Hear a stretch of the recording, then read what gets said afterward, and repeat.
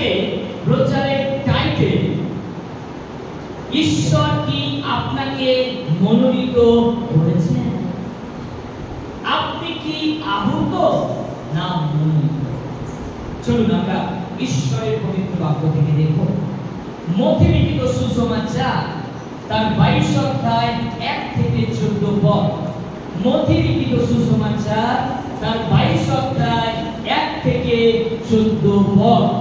আর যিশু আবার দৃষ্টান্ত দ্বারা কথা কহিলেন।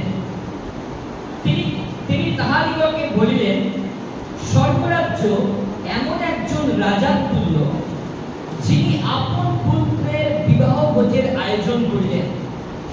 সেই ভোজে নিমন্ত্রিত লোকদিগকে ডাকিবার জন্য তিনি আপন দাসদিগকে প্রেরণ করিলেন, কিন্তু তাহারা আসিতে চাহিল না।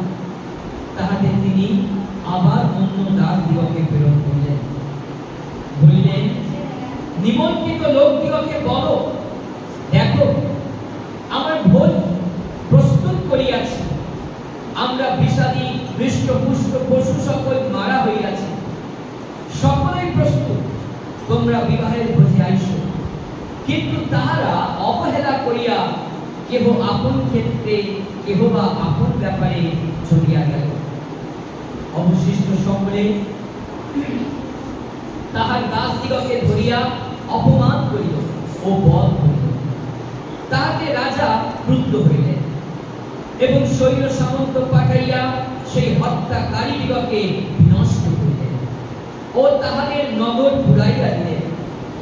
পরে তিনি আপন দাসদিগকে কহিলেন, বিবাহের ভোজ তো প্রস্তুত, কিন্তু ওই নিমন্ত্রিত লোকেরা যোগ্য ছিল না। অতএব তোমরা রাজপথের মাথায় মাথায় গিয়া যত লোকের দেখা পাও, সকলকে বিবাহের ভোজে ডাকিয়া আনো। তাহাতে ওই দাসেরা রাজপথে গিয়া ভালো মন্দ যত লোকের দেখা পাইল, সকলকেই সংগ্রহ করিয়া আনিল। তাহাতে বিবাহ বাটি অতিথি গণে পরিপূর্ণ হইল। পরে রাজা অতিথিদিগকে দেখিবার জন্য ভিতরে আসিয়া এমন এক ব্যক্তিকে দেখিতে পাইলেন, যাহার বিবাহ বস্ত্র ছিল না। তিনি তাহাকে কহিলেন, হে বন্ধু, তুই কেমন করিয়া বিবাহ বস্ত্র বিনা এখানে প্রবেশ করলি? সে নিরুত্তর হইল। তখন রাজা পরিচারকদিগকে কহিলেন, উহার হাত পা বাঁধিয়া উহাকে বাইরের অন্ধকারে ফেলিয়া দাও, সেখানে রোদন ও দন্ত ঘর্ষণ হইল। বাস্তবে অনেকেই আহত, কিন্তু অল্পই মনোনীত।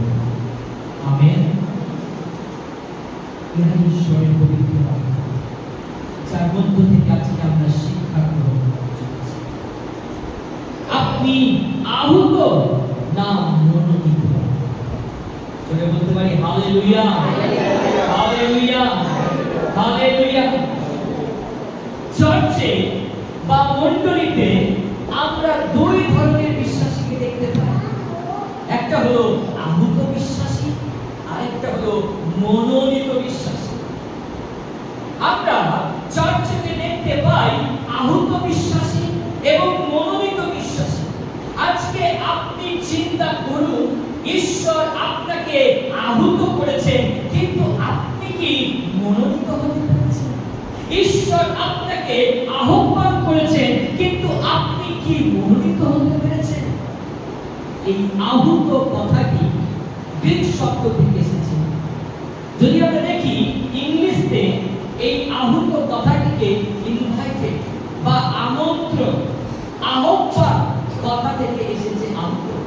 এই ইনভাইটেড অর্থাৎ আপনাকে ঈশ্বর আমন্ত্রণ জানিয়েছেন, ঈশ্বর আপনাকে আহ্বান জানিয়েছেন, কিন্তু আপনি কি মনোনীত হতে পেরেছেন? মনোনীত কথাটিও গ্রিক শব্দ থেকে এসেছে। যদি আমরা দেখি ইংলিশে বলা হয়েছে চুজেন, মানে বেছে নেওয়া বা বাছাই করা। ঈশ্বর আপনাকে মনোনীত করেছেন, কিন্তু আপনি কি সেই বাছাই করা বিশ্বাসীদের একজন হতে পেরেছেন? Hallelujah, hallelujah. বলছে যদি আপনি মনোনীত না হতে পারেন তাহলে আপনি স্বর্গ রাজ্যে কোনো প্রকারে প্রবেশ করতে পারবেন না। এটা নিশ্চিত। আপনি আজকে পরিষ্কার ভাবে জেনে নিন, ও শুধু বাপ্তিস্ম গ্রহণ করলে স্বর্গ রাজ্যে প্রবেশ করা যায় না। ও প্রত্যেক রবিবার চার্চে আসলে স্বর্গ রাজ্যে প্রবেশ করা যাবে না। ও অনেক দান ধ্যান করলে স্বর্গ রাজ্যে প্রবেশ করা যাবে না। স্বর্গ রাজ্যে প্রবেশ করতে গেলে আপনাকে মনোনীত হতে হবে। Amen, hallelujah. আপনাকে মনোনীত হতে হবে, কারণ স্বর্গরাজ্য মনোনীত ব্যক্তিদের জন্য, আহত ব্যক্তিদের জন্য নয়। আজকে যে অংশটি আমরা পাঠ করলাম, আর সেই অংশের মধ্য থেকে আমরা দেখতে পাই ঈশ্বর কিভাবে আমাকে আপনাকে আহ্বান করেন, ঈশ্বর কিভাবে তিনি আমাকে আপনাকে ইনভাইট করেন, ঈশ্বর কিভাবে তিনি আমাকে আপনাকে স্বাগত জানান তার মন্দিরে। বিভিন্ন প্রচারকের প্রচারের মধ্য থেকে প্রথম বিষয় যদি আমরা দেখি, আমরা কিভাবে ঈশ্বরের রাজ্যে আহত হয়ে থাকি, আমন্ত্রিত হয়ে থাকি। ও কোনো ব্যক্তি হয়তো আপনাকে সুসমাচার দিয়েছে, আর সেই সুসমাচারের প্রচার শুনে আপনি প্রভুর চরণে এসেছেন, আপনি ঈশ্বরের বিয়েতে এসেছেন, আপনি প্রভুর কাছে এসেছেন। বুঝতে হবে আপনি আহত ব্যক্তি।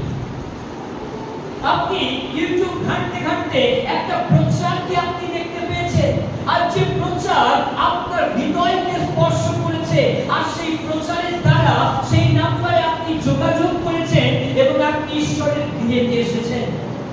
আপনি মনে রাখুন, আপনি আহত ব্যক্তি। ঈশ্বর আপনাকে ইনভাইট করেছেন, তিনি আপনাকে আহ্বান করেছেন, তিনি আপনাকে আমন্ত্রণ জানিয়েছেন, তাই আপনি ঈশ্বরের গৃহেতে এসেছেন। আপনি আহত ব্যক্তি। আপনি দীর্ঘদিন ধরে অসুস্থতার মধ্যে পড়ে আছেন, সমস্যার মধ্যে পড়ে আছেন, অভাবের মধ্যে পড়ে আছেন। কোন একজন ব্যক্তি কি আপনাকে যিশুর কথা বলেছে, ও যিশুর কাছে প্রার্থনা করলে, ঈশ্বরের গৃহে গেলে, আর আপনি এই সুস্থতা আরোগ্যতাকে লাভ করতে পারেন। দীর্ঘদিনের অসুস্থতা থেকে আপনি সুস্থতা লাভ করতে পারেন। আপনার নিত্যদিনের এই পারিবারিক অশান্তি থেকে আপনি মুক্তি পেতে পারেন যদি আপনি প্রভুর চরণে যান। আর তার সুসমাচার শুনে, তার কথা শুনে আপনি ঈশ্বরের গৃহেতে এসেছেন। এটা হলো আহ্বান। আপনাকে আমন্ত্রণ জানিয়েছেন কোন ব্যক্তির দ্বারা। ঈশ্বর সদাপ্রভু তিনি আপনাকে আমন্ত্রণ জানিয়েছেন, আহ্বান করেছেন, আর সেই আহ্বানে আপনি সাড়া দিয়েছেন। আপনি ঈশ্বরের গৃহেতে এসেছেন, বাট আপনি এখনো মনোনীত হতে পারেননি। আমরা দেখব এই আহত ব্যক্তিরা কখনোই স্বর্গরাজ্যে প্রবেশ করতে পারে না। এটা নিশ্চিত, এটা পরিষ্কার। বিচার সবার জন্য, ধনী কি দরিদ্র, প্রত্যেককে বিচার সিংহাসনের সামনে দাঁড়াতে হবে। প্রত্যেককে ঈশ্বরের বিচার সিংহাসনের সামনে দণ্ডায়মান হতে হবে, কারণ ঈশ্বর তিনি ন্যায়ের বিচার করেন। আর মৃত্যুর পরে সকলের জন্য বিচার অপেক্ষা করে রয়েছে। আমেন। আপনি আহত ব্যক্তি। আর যে অংশটি আমরা পাঠ করলাম, আর সেখানে আমরা দেখতে পাই বাড়ির কর্তা আর বিবাহ ভোজের জন্য সকল আয়োজনকে তিনি তৈরি করেছেন, সমস্ত কিছু তিনি প্রস্তুত করেছেন। কিন্তু যাদেরকে আমন্ত্রণ করা হয়েছিল তারা কেউ গুরুত্ব দেয়নি, তারা কেউ বিবাহ ভোজের জন্য প্রস্তুতি নেয়নি, তারা কেউ আসেনি।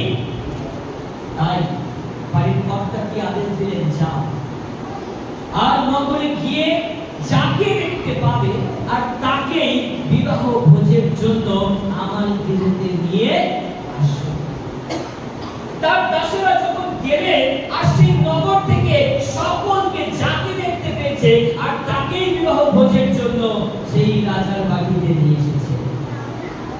কিন্তু বাড়ির কর্তা যখন ভেতরে প্রবেশ করলেন দেখার জন্য যে সেই দাসেরা কাদেরকে ধরে এনেছে, আর এটা দেখার জন্য তিনি যখন ভেতরে গেলেন, দেখছে এমন একজন ব্যক্তি বসে রয়েছে যার বিবাহের বস্ত্র ছিল না।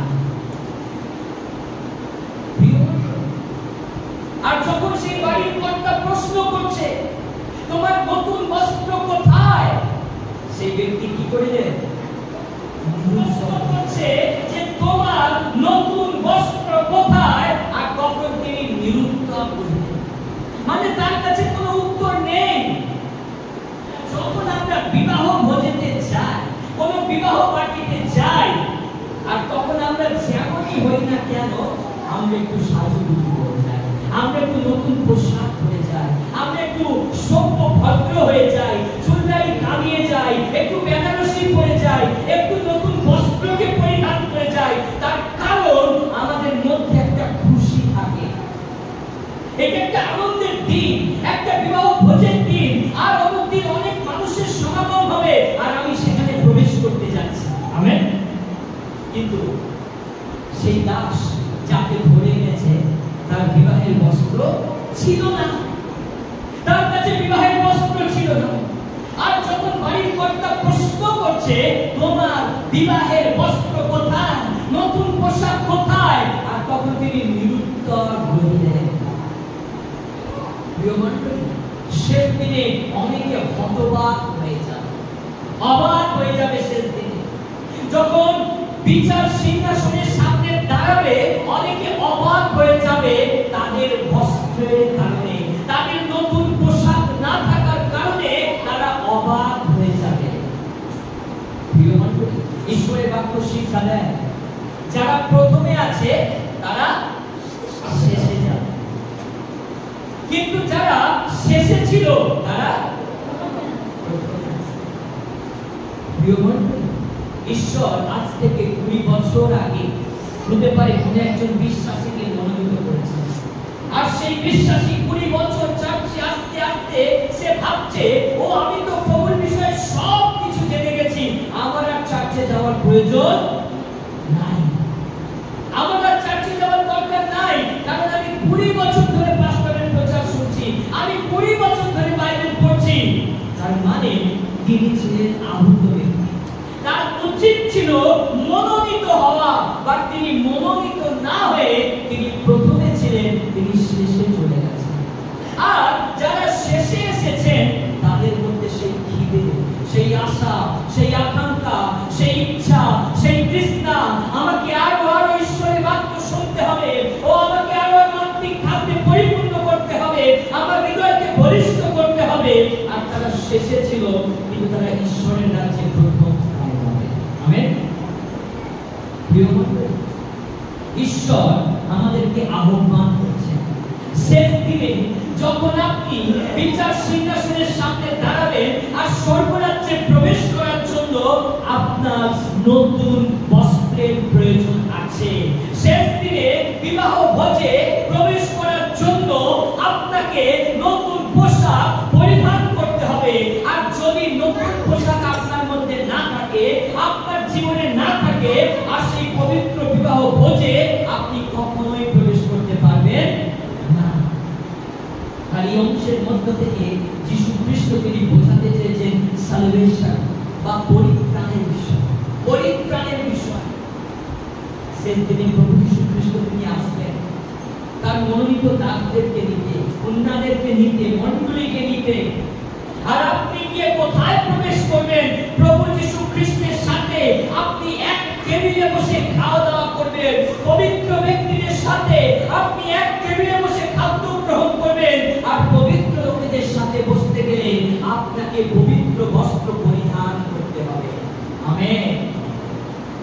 শেষ দিনে আপনি কাদের সাথে খেতে বসবেন? শেষ দিনে আপনি কাদের সাথে স্বর্গরাজ্যে থাকবেন? আপনি শেষ দিনে দেখতে পাবেন অব্রাহামকে, যে অব্রাহাম তিনি পরীক্ষা দিয়েছেন, মহা পরীক্ষা দিয়েছেন, যে অব্রাহাম ত্যাগের জন্য, পরীক্ষার জন্য তিনি আজকে শ্রেষ্ঠ। আর সেই অব্রাহামের সাথে এক টেবিলে বসতে গেলে আপনাকে অব্রাহামের মতো মহা পরীক্ষা দিতে হবে। জোরে বলতে পারি হালেলুয়া, হালেলুয়া। আমরা চাই অব্রাহামের সাথে এক টেবিলে বসে খাওয়া দাওয়া করতে, কিন্তু আমরা অব্রাহামের মতো পরীক্ষা দিতে প্রস্তুত নয়। ঈশ্বর অব্রাহামের এক জাতীয় পুত্রকে দাবি করেছিলেন, আর তিনি মরিয়া দেশে, মরিয়া পর্বতে তার এক জাতীয় পুত্রকে বলি দেওয়ার জন্য তিনি প্রস্তুত ছিলেন। প্রিয় মণ্ডলী, আপনি যদি শেষ ভোজে প্রভু যীশু খ্রিস্টের সাথে চান, আপনি যদি মনোনীত ব্যক্তি হতে চান, তাহলে আপনাকে আব্রাহামের মতো মহাপরীক্ষা দিতে প্রস্তুত থাকতে হবে। আপনি যদি যাকবের সাথে এক টেবিলে বসতে চান, তাহলে যাকবের মতো আপনাকে সারাটা রাত ঈশ্বরের সাথে প্রার্থনায় মল্লযুদ্ধ করতে হবে। যখন আপনি প্রার্থনা করবেন, আর যাকবকে যেমন ছোড়া চালানো হয়েছে, ও হয়তো নিদ্রা আপনার কাছে আসবে, ঘুম আপনার কাছে আসবে, কিন্তু প্রিয় মণ্ডলী, আপনাকে প্রার্থনায় জেগে থাকতে হবে। Hallelujah, hallelujah, hallelujah. আহুত ব্যক্তি এবং মনোনীত ব্যক্তি, যদি আমরা দেখি, আহুত ব্যক্তিদের বস্ত্র হলো নরকের বস্ত্র। আহুত ব্যক্তিদের বস্ত্র হলো পাপ স্বভাবের বস্ত্র। আহুত ব্যক্তিদের বস্ত্র হলো দিয়াবলের বস্ত্র। যারা আহুত, তারা ঈশ্বরের দিকে আসে, গান, প্রার্থনা, আরাধনা সব কিছু করে, দান ধান করে, সব কিছু করে, কিন্তু আহুত ব্যক্তিদেরকে শেষ দিনে ঈশ্বর চিনতে পারবেন। জগতের মানুষ আমাদেরকে অনেক সময় চিনতে পারে না। আমরা জগতের মানুষকে বোকা বানাতে পারি, সমাজকে বোকা বানাতে পারি, বা ঈশ্বরকে বোকা বানানো যায় না।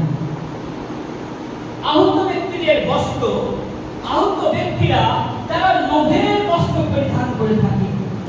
তারা চার্চে আসে, প্রার্থনায় আসে, সব কিছুতে আসে, কিন্তু তাদের অন্তরে সেই লোভ তাদের অন্তর থেকে যায় না। তারা কোনো না কোনো যুদ্ধে, কোনো না কোনো বিষয়ে সেই লোভকে তাদের মধ্যে জাগাতে থাকে। আর এটা হলো দিয়াবলের বস্ত্র, নরকের বস্ত্র। হিংসা, দলভেদ, ভেদাভেদ, আত্ম অহংকার, গর্ব, আর এগুলো হলো নরকীয় বস্ত্র, আহুত ব্যক্তির বস্ত্র। যারা আহুত হবেন, আর তাদের মধ্যে থেকে আপনি ভালো কিছু নয়, কিন্তু মন্দ কিছু লাভ করবেন। অনেক সময় আমরা দেখতে পাই চার্চে বা মন্দিরে এসে অনেকের খারাপ অভিজ্ঞতা হয়। খারাপ অভিজ্ঞতা যে আমি ঈশ্বরের বিয়ে দিয়েছিলাম, বা সেখানে আমি ভালো ব্যবহার পাইনি। সেখানে কোন একজন ব্যক্তি আমার সাথে খারাপ ব্যবহার করেছে, কোন একজন ব্যক্তি সেখানে আমার সাথে রুড ব্যবহার করেছে, কোন একজন ব্যক্তি আমার সাথে গাম্ভীর্যে কথা বলেছে, কোন একজন ব্যক্তি ও আমাকে সাহায্য করেনি। বুঝতে হবে চার্চে দুই ধরনের বিশ্বাসী আছে। যারা আহুত বিশ্বাসী, তাদের থেকে আপনি মন্দ বিষয় সকল লাভ করবেন। আপনি তাদের কাছ থেকে দিয়াবলীয় কার্য সকল দেখতে পাবেন। সেই হিংসা, ঐশ্বরিক প্রেম তার মধ্যে থাকবে না, সেই ধৈর্য তার মধ্যে থাকবে না, কারণ তিনি আহুতের পর্যায়ে রয়েছে। ঈশ্বর তাকে আহ্বান করে বিয়ে নিয়ে এসেছেন। সে হতে পারে 5 বছর, 10 বছর, 20 বছর প্রভুর মধ্যে আছে, আর সে আহুত ব্যক্তির বস্ত্রকে পরিধান করে আছে। আমেন। কিন্তু যে ব্যক্তি মনোনীত হবে, সেই ব্যক্তির বস্ত্র দেখলে চিনতে পারা যাবে। আর মনোনীত ব্যক্তিরা আহুত ব্যক্তিদের থেকে আলাদা। ঈশ্বর যাদেরকে বাছাই করেছেন, ঈশ্বর যাদেরকে বেছেছেন, আর তাদেরকে চেনা যাবে তাদের পোশাক দেখে। হ্যাঁ প্রিয় বন্ধু, মনোনীত ব্যক্তিরা তারা বিশ্বস্ত হবে। প্রথমে আহুত ব্যক্তিদের পোশাককে আমরা দেখি। 1 করিন্থীয় 6 অধ্যায় 9 এবং 10 পদ। 1 করিন্থীয় 6 অধ্যায় 9 এবং 10 পদ। জোরে বলতে পারি হালেলুয়া, হালেলুয়া, হালেলুয়া, হালেলুয়া। দেখুন, আপনি যে সত্যকে জানছেন, আর সেই সত্য আপনি অন্যের কাছে তুলে ধরুন। বলছে যারা এই রকম মন্দ কার্যে লিপ্ত, যারা এই রকম পাপ কার্যে লিপ্ত থাকবে, এই মন্দতায় যারা লিপ্ত থাকবে, তারা স্বর্গরাজ্যে প্রবেশ করতে পারবে না। একদিন আমরা প্রত্যেককেই মারা যাব। The man is moral, মানুষ হলো মরণশীল। একদিন আমাকে আপনাকে পৃথিবী ছেড়ে যেতে হবে। আপনি তাকিয়ে দেখুন সেই সব ধনী ব্যক্তিদের দিকে, যে ধনী ব্যক্তিরা আজকে ঈশ্বরের সামনে দাঁড়িয়ে আছে বিচার দেওয়ার জন্য। একদিন আমাকে আপনাকেও বিচারে দাঁড়াতে হবে। আজকে আমি প্রচার করছি, কিন্তু পরের সপ্তাহে আমি নাও থাকতে পারি। কিন্তু প্রিয় মণ্ডলী, পবিত্র আত্মা আমাকে জানাচ্ছে, আর আমাদের জীবন আজকেই পরিবর্তনের দিন। আমাদের জীবনে আজকেই ডিসিশন নেওয়ার দিন। ও অনেক সময় আমরা এরকম ভাবি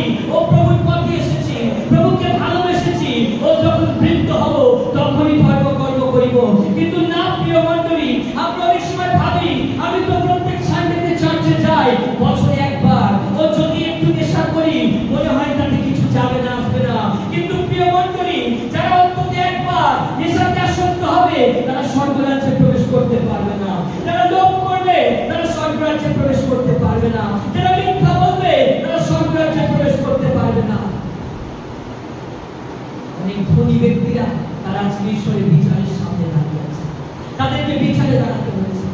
একদিন আমাকে আপনাকেও বিচার দিতে হবে, ঈশ্বরের সাক্ষাতে হিসাব দিতে হবে। এই পৃথিবীতে আপনি কি করছেন, আপনি কি বস্ত্র পরে চলাফেরা করছেন, এই জগতের মানুষ আপনাকে দেখতে পাচ্ছে না। আপনি কি গোপন পাপে আছেন, এই জগতের মানুষ জানে না, বাট ঈশ্বর সবকিছু জানে। তিনি আপনাকে পরিষ্কার রূপে দেখতে পাচ্ছেন। আর সর্বত্র নরক ঈশ্বর সৃষ্টি করেছেন। কেন তিনি নরক সৃষ্টি করেছেন?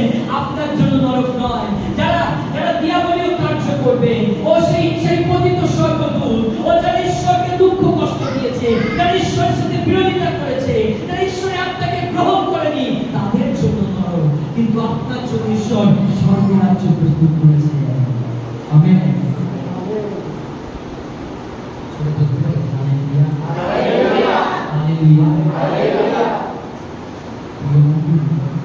ঈশ্বর আপনাকে আহ্বান করেছেন, আর আপনাকে এই নোংরা বস্ত্র এই পৃথিবীতে আজকেই আপনাকে ছিঁড়ে ফেলতে হবে। এই নোংরা বস্ত্র আজকেই আপনাকে পরিত্যাগ করতে হবে। হ্যাঁ প্রভু, আমি পাপী, আমি লোভী। সেই দিন পরগ্রাহী তিনি যখন ঈশ্বরের গৃহে গিয়েছিলেন আর ফরিসি নিজেকে দাবি করেছিলেন, তিনি আত্ম অহংকার করেছিলেন, হে ঈশ্বর, আমি সপ্তাহে 2 দিন উপবাস করি, আমি আমার সমস্ত আয়ের 10% তোমাকে দেই। কিন্তু সেই দিন ঈশ্বর তার প্রার্থনাকে শোনেনি। কিন্তু ঈশ্বর শুনেছিলেন সেই পরগ্রাহী প্রার্থনা, যে পরগ্রাহী নিজেকে সমর্পণ করেছিলেন, অনুতাপ করেছিলেন। আমেন। আজকে যদি আপনি অনুতাপ না করেন, আজকে যদি আপনি নিজেকে সমর্পণ না করেন, আপনি কখনোই স্বর্গরাজ্যে পৌঁছতে পারবেন না। আমরা ভাবি অনেক সময় স্বর্গরাজ্য, ক্রিশ্চিয়ানিটি ইজ নট ফান। স্বর্গরাজ্য এত সহজ বিষয় নয়, খ্রিস্টীয় জীবন এত সহজ নয়। প্রভুর পথে চলতে চলতে জোয়ার ভাটার মতো জোয়ারে আসে, ভাটায় চলে যায়।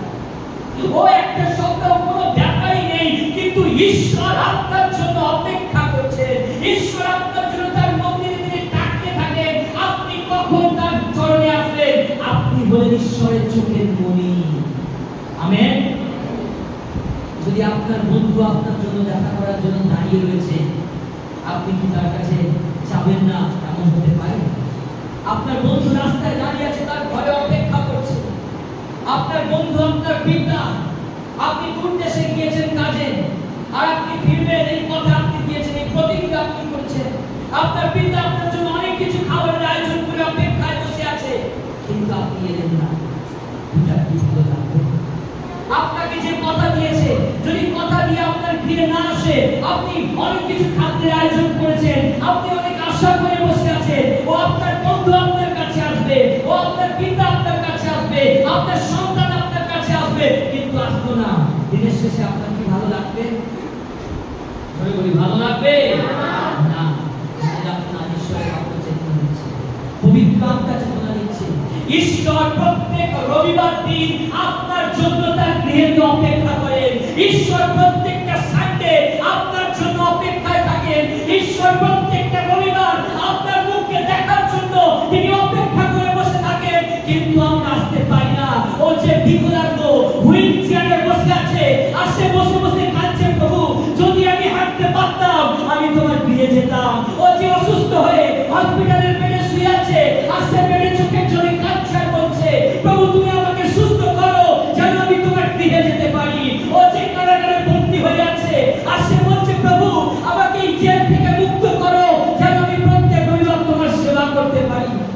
কিন্তু প্রভু আপনাকে সুস্থ রেখেছেন, প্রভু আপনাকে সবল রেখেছেন, প্রভু আপনাকে হসপিটালের বেডেতে নয়, প্রভু আপনাকে জেলখানাতে নয়, প্রভু আপনাকে কারাগারে নয়, প্রভু আপনাকে তার সুন্দর সৃষ্টির পৃথিবীতে রেখেছেন।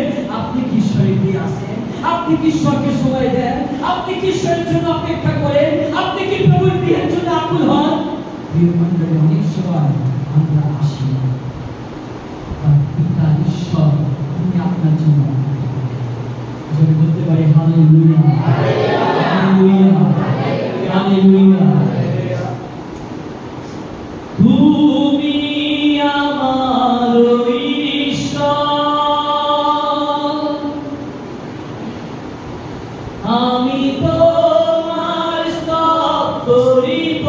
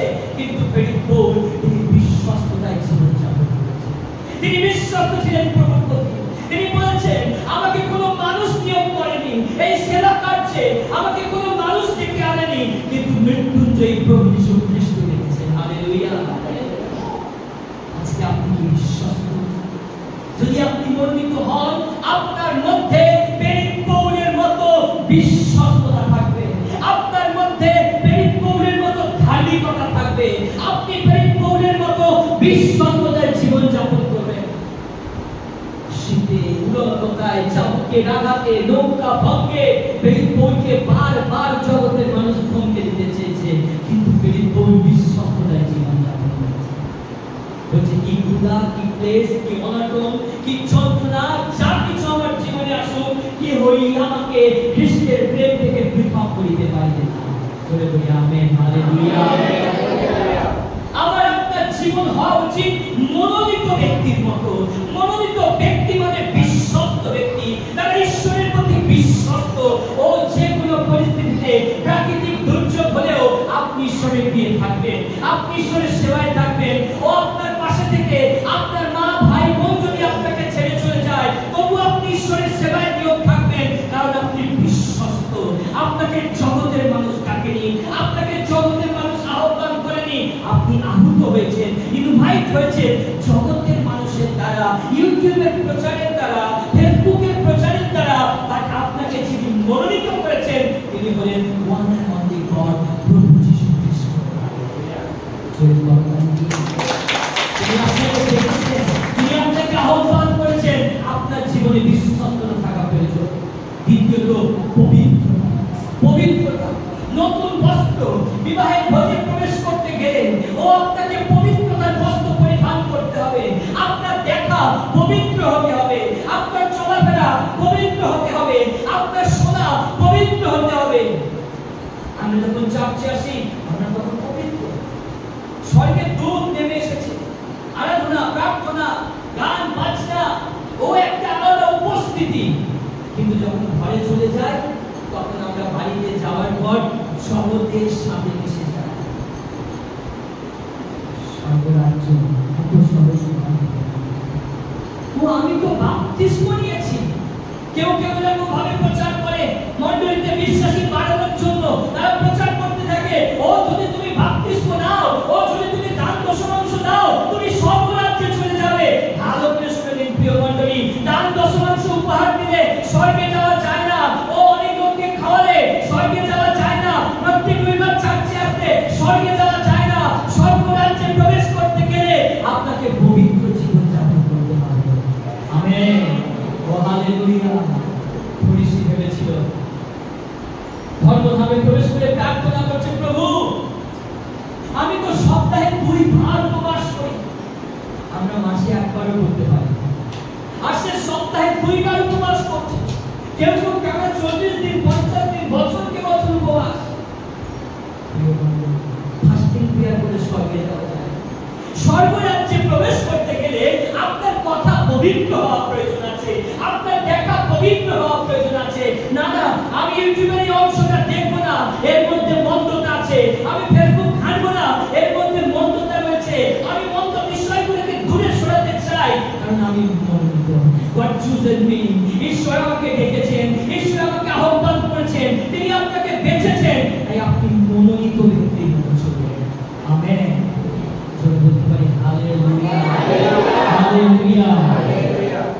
ঈশ্বরের বাক্যের বাধ্যতা, এটা হলো পোশাক, এটা হলো বস্ত্র, এটা হলো পোশাক। প্রিয় মণ্ডলী, হতে পারে আজকে থেকে ও আপনি চার্চে আসার পূর্বে আপনি সকল কাজ আপনি করেছেন, কিন্তু ঈশ্বরের পবিত্র মন্দিরে তিনি আপনাকে নতুন করতে চাচ্ছেন।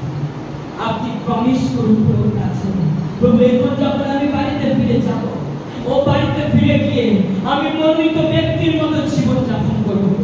বাড়িতে ফিরে গিয়ে আমি আর সেই পাপের পথে চলবো না প্রভু, কিন্তু আমি বিশ্বস্ততায় চলবো, আমি পবিত্রতায় জীবন যাপন করব, আমি তোমার বাক্যের বাধ্যতায় থাকবো। ঈশ্বরের বাক্যের বাধ্যতা তাদের মধ্যে ছিল, শূদ্রক, বৈশ্য, প্রভৃতি। তারা ঈশ্বরের বাক্যের বাধ্যতায় জীবন যাপন করেছে। যাত্রা পুস্তক তার 2 অধ্যায় 1 পদ যদি আমরা দেখি, ঈশ্বর বলছেন আমার সাথে তোমাদের অন্য কোনো দেবতা না থাকুক। যখন শূদ্র বৈশ্য নামকে আদেশ করা হয়েছে, ও নগরের সবাই রাজার হস্তে করা প্রতিমার সেবা করছে, তোমরা কি করবে না? শূদ্র বৈশ্য নামক কি বলছেন, না আমরা মরতে রাজি আছি। ও 7 গুরুত্বপ্ত জ্বলন্ত অগ্নিকুণ্ডে উহাদিগকে নিক্ষেপ করো। শূদ্র বৈশ্য নাম বলছে আমরা মরতে রাজি, বাট আমরা জীবন্ত ঈশ্বর ছাড়া আর কাহারও সেবা করিব না। হ্যাঁ প্রিয় মণ্ডলী, এটাই ঈশ্বরের বাক্যের বাধ্যতা। ও আপনি ঈশ্বরের বাক্য শ্রবণ করছেন, আপনি ঈশ্বরের বাক্যের প্রচারকে শুনছেন, আবার আপনি জগতের সাথে মিশে যাচ্ছেন।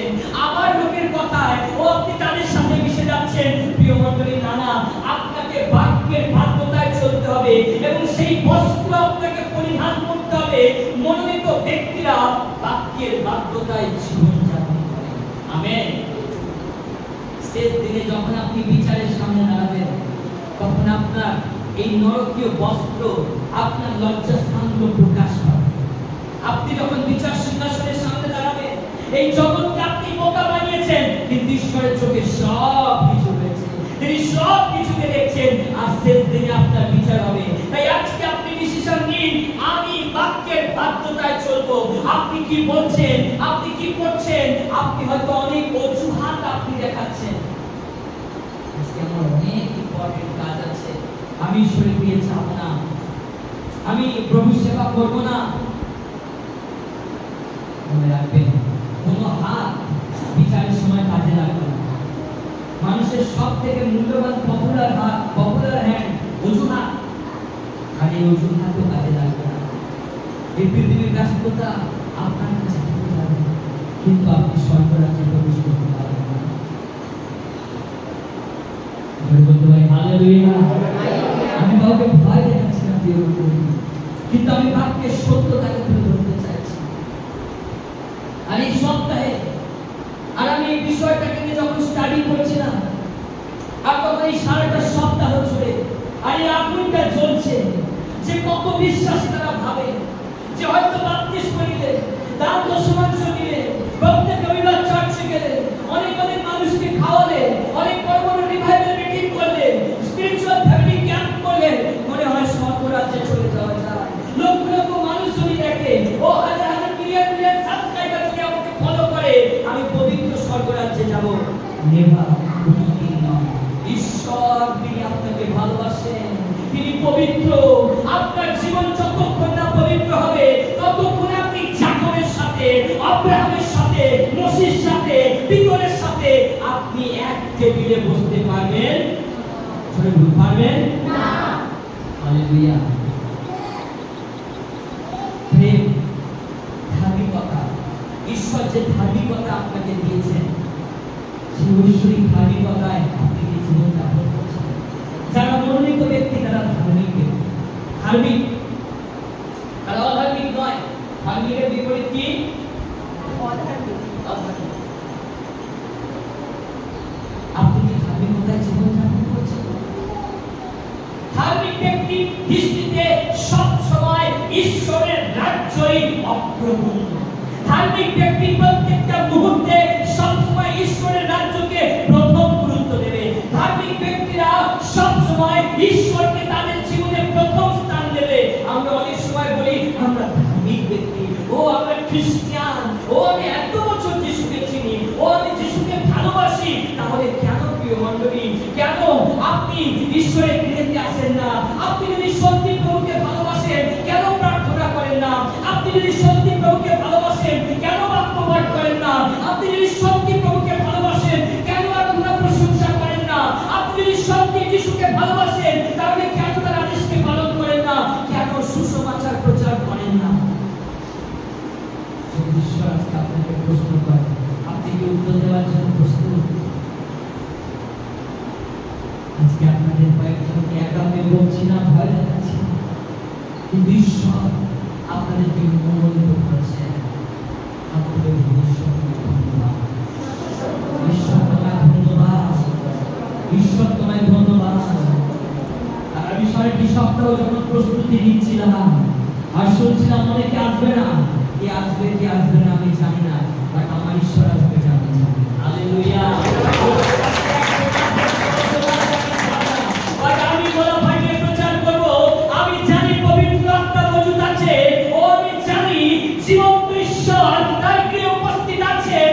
ঈশ্বর তিনি আমার পরিশ্রমকে দেখছেন, আর তিনি আত্মাকে বাঁচাবেনই বাঁচাবেন। আমেন। ঈশ্বর আপনাকে মনোনীত করেছেন, তাই আজকে এই প্রচার শোনার জন্য ঈশ্বর আপনাকে আহ্বান করেছেন।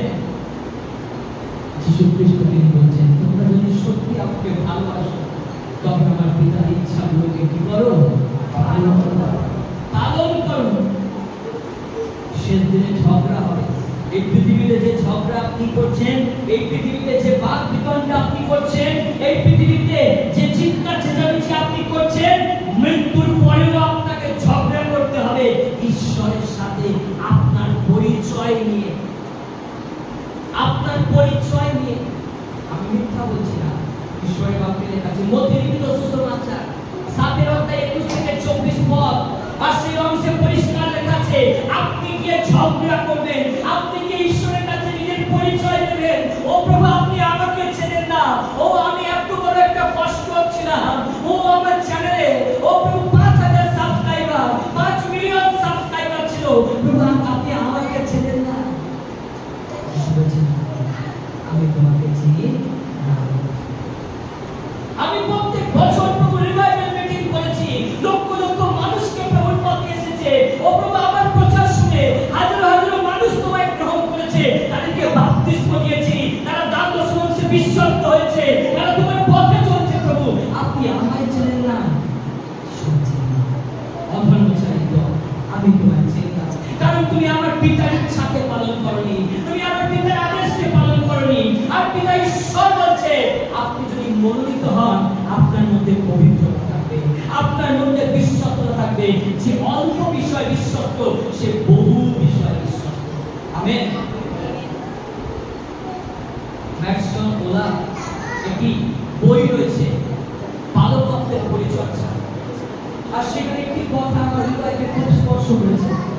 আর ম্যাক্সটন ওলা তিনি বলছেন, যেটা আমাদের নয় সেটা নিয়ে কখনো ভাবতে নেই, যেটা আমাদের নয় সেটা নিয়ে কখনো পরিকল্পনা করতে নেই, যেটা আমাদের নয় সেটা গ্রহণ করা হলো পাপ। যেটা আপনার সেটা আপনি গ্রহণ করুন, কিন্তু যেটা আপনার নয় সেটাতে যদি আপনি হাত দেন, আপনি পাপ করবেন, আপনি চুরি করবেন। আর সেই কথাটা আমার হৃদয়কে খুব স্পর্শ করছে। আজ বহু মিনিস্ট্রিতে আমরা দেখতে পাই, আর দান দশমাংশ উপহার অনেক অর্থ আমরা দেখতে পাই, বাট তার ব্যবহার সম্পর্কে আমরা জানি না। আমরা মনে করি এটা আমাদের প্রপার্টি, আমাদের সম্পদ, কিন্তু মনে রাখুন এই ঈশ্বরের গৃহের দান হলো ঈশ্বরেরই অধিকার। আমেন। সেটা ঈশ্বরের কাজে ব্যবহারের জন্য। প্রিয় মণ্ডলী, আজ বহু মিনিস্ট্রিতে অধার্মিকতা চলছে, বহু চার্চে অধার্মিকতা চলছে। আপনি কি মনোনীত ব্যক্তি? যদি আপনি মনোনীত ব্যক্তি, তাহলে আপনাকে বাঁচতে হবে ঈশ্বরের ইচ্ছা পালন করার জন্য। আপনি নিজেকে প্রশ্ন করুন, আপনি কেন বেঁচে আছেন? আপনি বেঁচে আছেন ঈশ্বরের ইচ্ছা পালন করার জন্য। আপনাকে মনোনীত করা হয়েছে ঈশ্বরের ইচ্ছা পালন করার জন্য, আর আপনি স্বর্গরাজ্যে প্রবেশ করবেন ঈশ্বরের ইচ্ছাতে। আমেন। হালেলুয়া। ধরে বলি হালেলুয়া। অবাক হয়ে যাবে শেষ দিনে, অনেকে অবাক, শেষ দিনে অনেক খ্রিস্টানেরাও অবাক হয়ে যাবে, তারা স্বর্গরাজ্যে প্রবেশ করতে পারবে না। যদি আমরা এই লুক লিখিত সুসমাচার 18 অধ্যায় 10 থেকে 14 পদ, লুক লিখিত সুসমাচার 18 অধ্যায় 10 থেকে 14 পদ, আর সেখানে ফরিসি এবং পরোক্ষের ঘটনা রয়েছে। আর সেই ফরিসি কেন অবাক হয়ে যাবে? শেষ দিনে ফরিসির মতো খ্রিস্টানেরা অবাক হয়ে যাবে।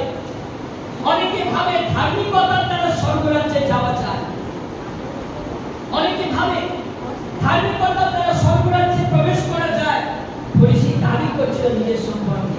তিনি কি দাবি করছিলেন? ঈশ্বরের বাক্যে কি আছে? আমি সমস্ত আয়ের দশমাংশ দান করি, আমি সপ্তাহে 2 বার উপবাস করি। কিন্তু করোনা ঈশ্বরের মন্দিরে দূরে দাঁড়িয়ে থেকে আকাশের দিকে, ইংলিশে যদি আমরা দেখি কিংস জেমস ভার্সন, সেখানে দেখি আকাশের দিকে মানে ইন দ্য হেভেন, স্বর্গের দিকে। আকাশের দিকে কথাটা স্বর্গের দিকে বোঝাতে ব্যবহার করা হয়েছে। আর সেই পরগ্রাহী সেই স্বর্গের দিকে তাকানোর সাহস পেলেন না, কিন্তু বক্ষে করাঘাত করতে করতে বলছে, কি বলছে? কি লেখা আছে সেখানে? বক্ষে করাঘাত করতে করতে কি বলেছে? প্রভু আমি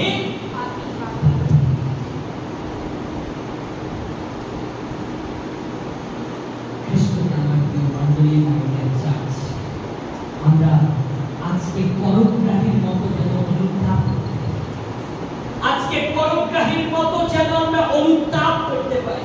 প্রিয় মণ্ডলী, আজকে হলো আমার আপনার জীবনে সমর্পণের দিন, অনুতাপের দিন।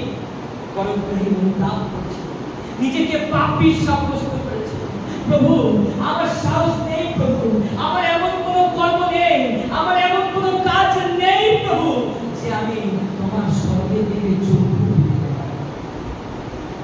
আমরা সকলেই পাপ করেছি, ঈশ্বরের অনুগ্রহ আমরা প্রত্যেকে, কিন্তু প্রভু যীশু খ্রিস্ট তার পবিত্র রক্তে আপনাকে ধৌত করেছেন, সূচি করেছেন, পবিত্র করেছেন। কিন্তু আপনার জীবনে অনুতাপের প্রয়োজন। ধনী দরিদ্র লম্বা বেটে সবার জন্য বিচার আছে, মৃত্যুর পরেই বিচার। যদি আপনি দেখেন ইব্রিয়কার 9:27 পদ, সেখানে পরিষ্কার লেখা হয়েছে ঈশ্বর ঠিক করে রেখেছেন যে প্রত্যেক মানুষ একবার মরবে, তারপরে তার বিচার নিশ্চিত। আমেন। ইব্রিয় তার 9:27 পদটা বারবার বাড়িতে গিয়ে পড়বেন, বারবার বাড়িতে গিয়ে পড়বেন। আর ঈশ্বর ঠিক করে রেখেছে প্রত্যেক মানুষই একবার মরবে, তারপরে তার বিচার আছে। শেষ দিনে অনেক খ্রিস্টানেরা হতবাক হয়ে যাবে। তার কারণ কি জানেন? আত্ম অহংকার, আত্মধার্মিকতা। এই আত্মধার্মিকতার জন্য তারা অবাক হয়ে যাবে। যারা দাবি করে ও আমি এতদিন করে উপবাস করি, ও আমি দশমাংশ দান করি, ও আমি চার্চে সব ডিসিপ্লিন মেনে চলি, ও আমি অমুক তমুক, তারা শেষ দিনে অবাক হয়ে যাবে। আত্মধার্মিক ব্যক্তিরা স্বর্গরাজ্যে প্রবেশ করতে পারবেন না। আত্মধার্মিকেরা স্বর্গরাজ্যে প্রবেশ করতে পারবেন না। দাবি, নিজেকে দাবিদার মনে করেন, শেষ দিনে গিয়ে দাবি করবে। এরকম একটা স্টোরি আমি বলতে চাই। আর একটি চার্চের মেম্বার, আর ওনার বয়স 82 বছর বয়স। আর তিনি ঈশ্বরের গৃহে যেদিন গেলেন, আর সেদিন পাস্টর প্রচার করছেন যে আমাদের জীবন সমর্পিত হওয়া প্রয়োজন, আমাদের জীবন সমর্পিত হওয়া প্রয়োজন ঈশ্বরের কাছে। যারা অর্থকে ভালোবাসে তারা ঈশ্বরের রাজ্যে প্রবেশ করতে পারবে না। আর এই প্রচারটা শোনার পর তিনি বাড়িতে গেলেন এবং তার সকল সম্পত্তি তিনি বিক্রি করে দিলেন। তার ঘর, বাড়ি, গাড়ি সব কিছুকে বিক্রি করে দিয়েছে। আগুন চলছে ভেতরে। প্রচার শুনে তিনি সব কিছুকে বিক্রি করে আর চার্চে গিয়ে দান করে দিয়েছে। কেন? মৃত্যুর পরে কে দেখবে এগুলো? আমার সন্তানেরা নষ্ট করে দেবে সারা জীবনের সঞ্চয়। তিনি চার্চে দান করে দিয়েছেন। তার কিছুদিন পর তিনি কি হয়েছেন? মারা গেছেন। তিনি যখন মারা গেছেন, পাস্টর তখন স্মৃতি সভা থেকে প্রার্থনা করছে। কি প্রার্থনা করছে? ও আমরা আমাদের মধ্য থেকে এক বাবাকে হারালাম। ওনার মতো ধার্মিক আর কেউ ছিল না, ওনার মতো দানশীল ব্যক্তি আর কেউ নেই আমাদের মণ্ডলীতে। আর উনি সকল ঘর বাড়ি বিক্রি করে, গাড়ি বাড়ি বিক্রি করে, ব্যাংক ব্যালেন্স যা ছিল ঈশ্বরের চরণে দিয়েছেন। আমরা নিশ্চিত উনি স্বর্গরাজ্যে গেছেন। আর সেই বাবা, উনি মারার পর ঈশ্বরের মরে যাওয়ার পর আর তিনি ঈশ্বরের বিচার সিংহাসনের সামনে গাব্রিয়েল দূতের সাথে দেখা হয়েছে। গাব্রিয়েল দূত খাতা খুলে দেখছে জীবন পুস্তকে তার নাম আছে কিনা। আর খাতা খুলে দেখছে সেই বাবার নাম নেই। আর তিনি গাব্রিয়েল দূতকে বলছেন, আরে আপনি ভালো করে দেখুন, আমি মৃত্যুর ঠিক 2-3 বছর আগে আমি আমার সকল সম্পত্তি আমি দান করে দিয়েছি। আমার এত বছরের একটা বাইক ছিল, আমি সেটাও বিক্রি করে দিয়েছি। আমি চার্চেই দাম কাটিয়েছি, চার্চেই থাকতাম। আমার নিজের ঘর বাড়ি কিছুই নেই, ব্যাংক ব্যালেন্স কিছুই নেই। আমি বিদেশে থাকতে পারতাম, কিন্তু প্রভু আমি সবই তোমার সেবায় দান করে দিয়েছি। বাবা আপনার নাম ঈশ্বর বলছে ওনাকে পাঠিয়ে দাও আমার কাছে। সেই বাবাকে পাঠিয়ে দেওয়া হলো ঈশ্বরের সাথে। আর সামনে ঈশ্বর আর সেই বয়স্ক বাবা তিনি দাঁড়িয়ে আছেন। আর তিনি যখন দাঁড়িয়ে আছেন তখন বলছে, ঈশ্বর সদাপ্রভু, হে পবিত্র ঈশ্বর, আমার এলো নাই পৃথিবীতে সকল কিছু বিক্রি করে আমি তোমার সেবায় দিয়েছি। তুমি কি জানো? আমি সব জানি, কিন্তু তোমার মধ্যে সমর্পণ ছিল, তোমার মধ্যে অনুতাপ ছিল। তুমি অহংকার করেছো, দাবি করেছো, তোমার ধার্মিকতার জন্য, তোমার দানের জন্য তুমি ঘর বাড়ি বিক্রি করে তুমি চার্চের সবার কাছে প্রচার করেছো, সবার কাছে বাহবা দিয়েছো, প্রত্যেকে তোমার বাহবা করেছে, তোমার সুখ্যাতি সুনাম করেছে, তুমি বড় দাতা, you are the great donor. কিন্তু তুমি কি ভুলে গেছো I am the great donor? তুমি কি ভুলে গেছো আমি সেই মহান দাতা? তুমি কি ভুলে গেছো আমি জিহ্বা যিনি আমি তোমাকে সম্পদ দিয়েছিলাম? তুমি তো তোমার পুরস্কার পৃথিবীতে পেয়েছো, তুমি তোমার সম্মান পৃথিবীতে পেয়েছো। আমি কি পবিত্র বাক্যে বলি না ডান হাতে দান করিবে বাম হাতে জানতে পারবে? আমি কি বলি না আমার পবিত্র বাক্যে কি আমি তোমাকে জানাই নাই তোমাদের দান যেন গোপনে হয়, তোমাদের উপবাস যেন গোপনে হয়? আমি কি ঈশ্বরের বাক্যে বলি নাই, আমি কি বাক্য দেওয়ার চেতনা দেইনি যে হ্যাঁ তোমাদের দান গোপনে হওয়া উচিত? তুমি তো দান দিয়ে বহু মানুষকে শুনিয়েছো, তাদের কাছে অনেক বাহবা, অনেক সুনাম, অনেক সুখ্যাতিকে তুমি লাভ করেছো, কিন্তু তুমি তোমার নাম জীবন পুস্তকে নেই। আর ঠিক তখন সেই বাবা তিনি ঘুমাচ্ছিলেন আর তার ঘুমটা ভেঙে গেল। আর তিনি তাড়াতাড়ি ঘুম থেকে উঠলেন আর তিনি হাঁটু হাত করে প্রার্থনায় বসলেন। আর তিনি ক্রন্দন করতে লাগলেন, অনুতাপ করতে লাগলেন, ও প্রভু তুমি যে চেতনা আমাকে দিলে, প্রভু তুমি যে চেতনা আমাকে দিলে, প্রভু আমি ধন্য প্রভু। ও আজকে থেকে আমি আর অহংকার করব না প্রভু। আজকে থেকে আমি আর দান দশমাংশ দিলে আমি আর গলা ফাটিয়ে বলবো না প্রভু, বরং আমি সমর্পিত হয়েছি প্রভু। আজকে থেকে প্রভু আমি তোমার কাছে আমার জীবনকে সমর্পণ করলাম। সেই বাবা ঘুম থেকে উঠলেন এবং জামা পাতলেন, হাঁটু বাঁধ করলেন এবং অনুতাপ করতে লাগলেন। আমেন। প্রিয় মণ্ডলী, আমরা অনেক সময় ভাবি এরকম ভাবে দান দশমাংশ দিয়ে হয়তো স্বর্গরাজ্যে চলতে হবে। এটা হলো একটা সিস্টেম, বিশ্বাস। আপনি যদি মনোনীত হয়েছে আপনি অবশ্যই প্রভুর প্রিয় উপহার নিয়ে আনবেন, আপনি দান দশমাংশ আনবেন, এটা হলো বিশ্বস্ততার চিহ্ন।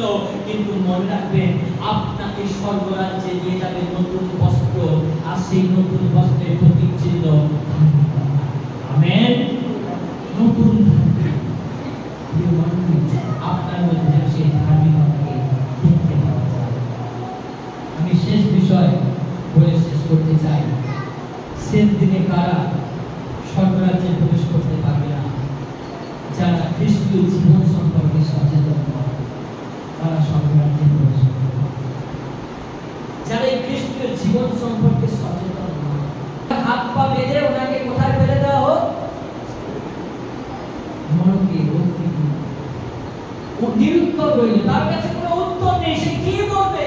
তার কাছে কোনো উত্তর নেই। এই পৃথিবীতে আপনাকে সুযোগ এবং সময় দেওয়া হয়েছে যেন আপনি আপনার পোশাককে পরিবর্তন করতে পারেন। আমরা কেউ একদিন একই পোশাক পরে থাকি না।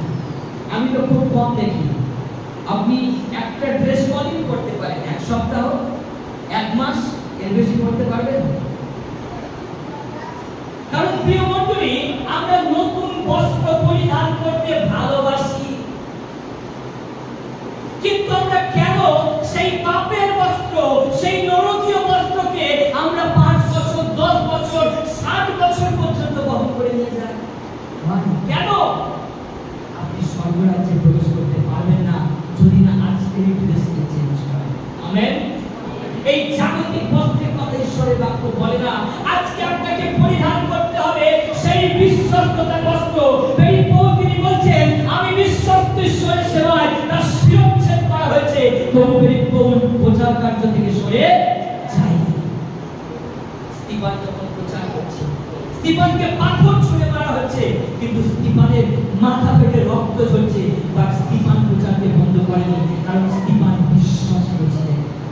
পিতরকে উল্টো ক্রসে মৃত্যুবরণ করতে হচ্ছে, কিন্তু তবুও পিতর তিনি বিশ্বস্ত থেকে সরে যায়নি। একদিন ওই পিতর সে নরকীয় বস্ত্র পরেছিল, পাপের বস্ত্র পরেছিল, অবিশ্বস্ততার বস্ত্র পরেছিল। তাই তো পিতর বলেছে না না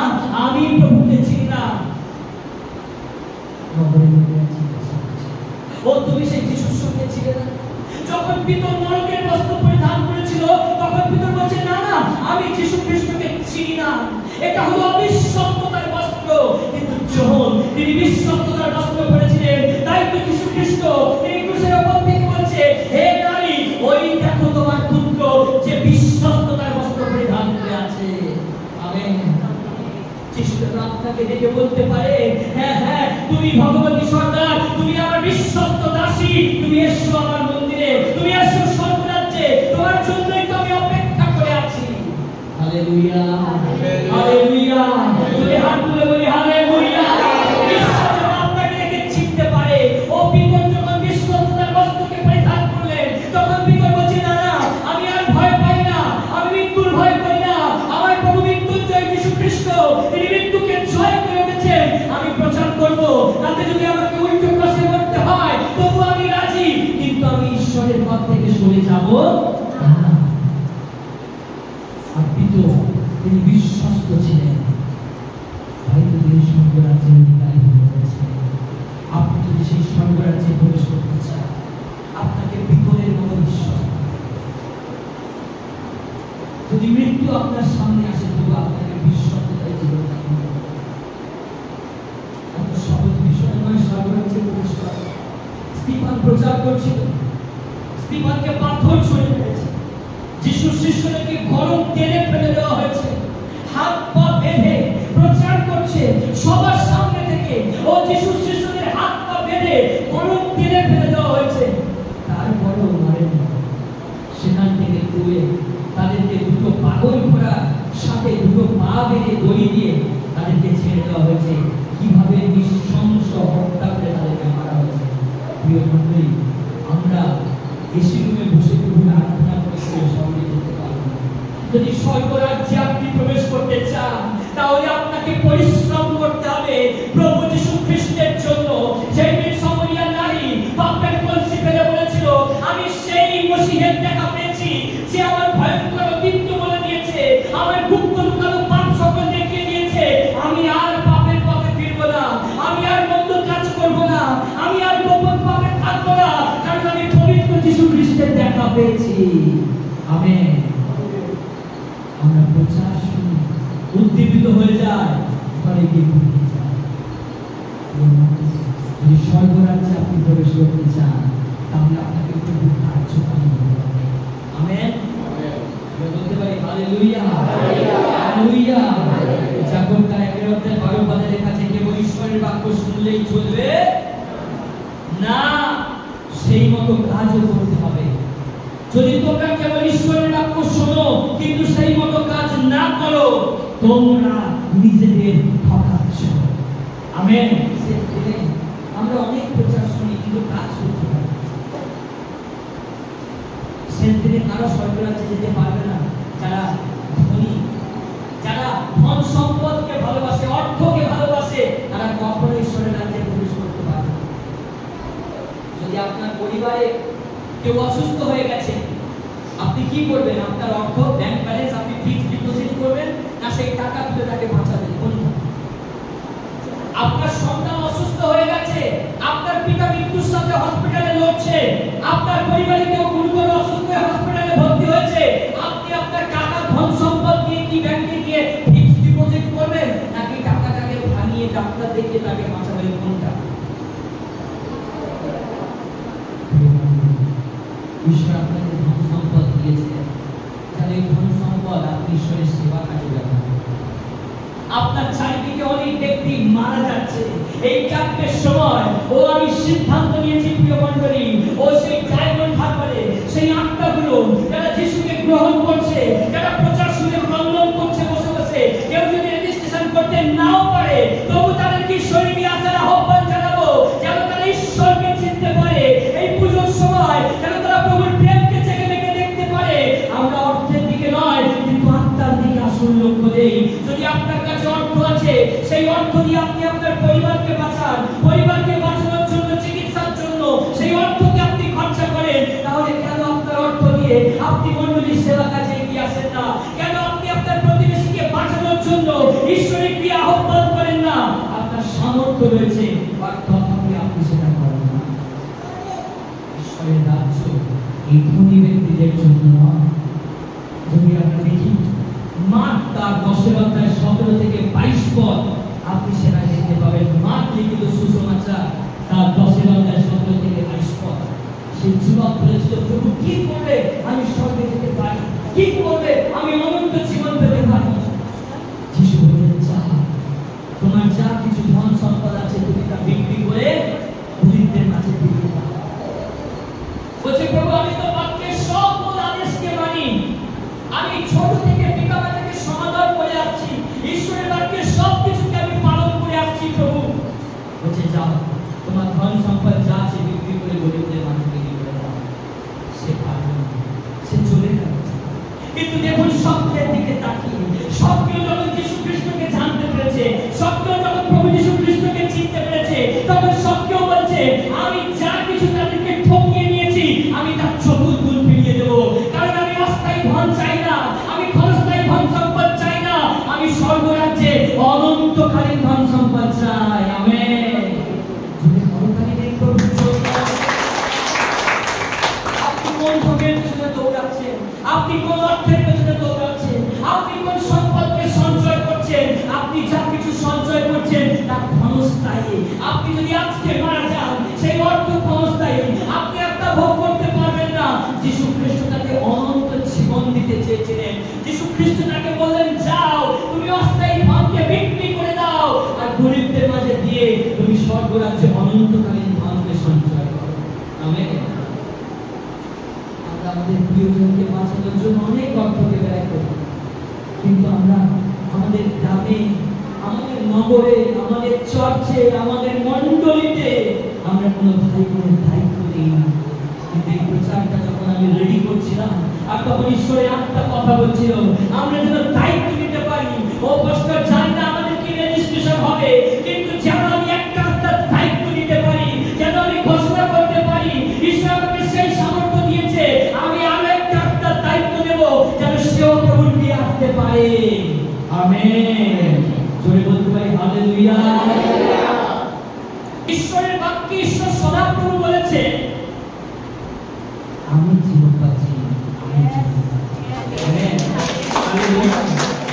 আমরা অনেক সময় ঈশ্বরের শ্রীমুখকে খুঁজি না, আমরা অনেক সময় জানতে পেতে ঈশ্বরের কাছে বসি না।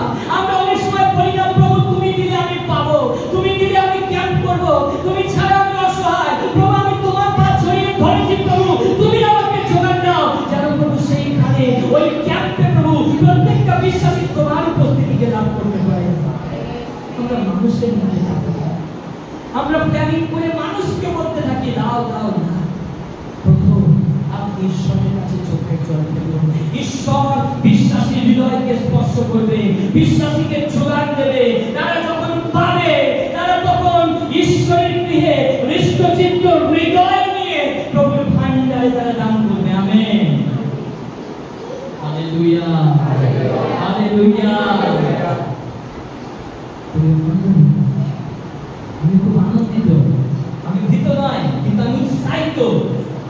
আমি দেখার জন্য উৎসাহিত যে প্রভু এই বছর কিভাবে তার ক্যাম্পকে পরিচালনা করবে।